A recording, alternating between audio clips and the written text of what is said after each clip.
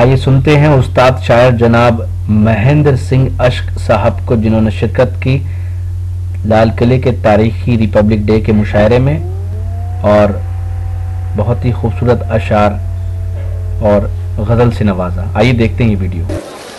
میں دو تین شعر اور پیش کرتا ہوں سر، اور سر یہ اس کے ساتھ اور سر یہ دکھانے کے لیے کہ ابھی اردو پر جان لینے والے زندہ ہیں، اردو کا بال باقا کوئی نہیں کر سکتا۔ سنیے شعر پیش کرتا ہوں، بیٹھ جا سنیے شعر پیش کرتا ہوں کہ مسئلے اتنے کہاں دشوار تھے۔ ارے بیٹے سنیے، مسئلے اتنے کہاں دشوار تھے، مسئلے اتنے کہاں دشوار تھے، غربتوں کو فاصلے درکار تھے۔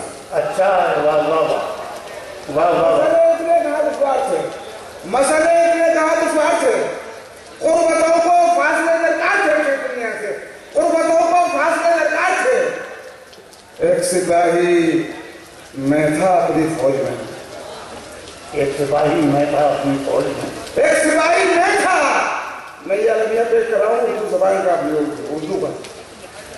مسئلے اتنے کہاں دشوار تھے، غربتوں کو فاصلے درکار تھے، اور ایک سپاہی میں تھا اپنی فوج میں، باقی جتنے تھے سپاہی سالار تھے۔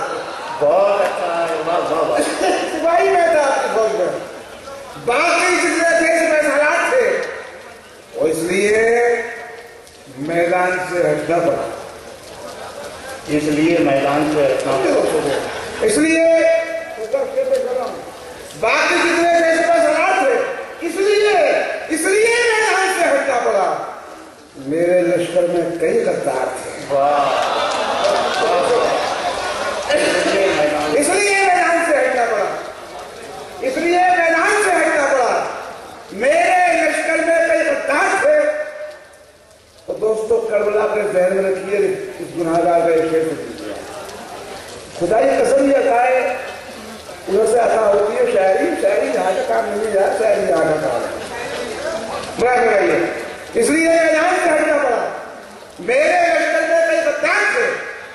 کربلا ذہن میں رکھیے، میرے شعر سنیے۔ اس لیے میدان سے ہٹنا پڑا، میرے لشکر میں کئی غدار تھے۔ حضور بھائی، دشت میں دریا نے باہیں کھول دی۔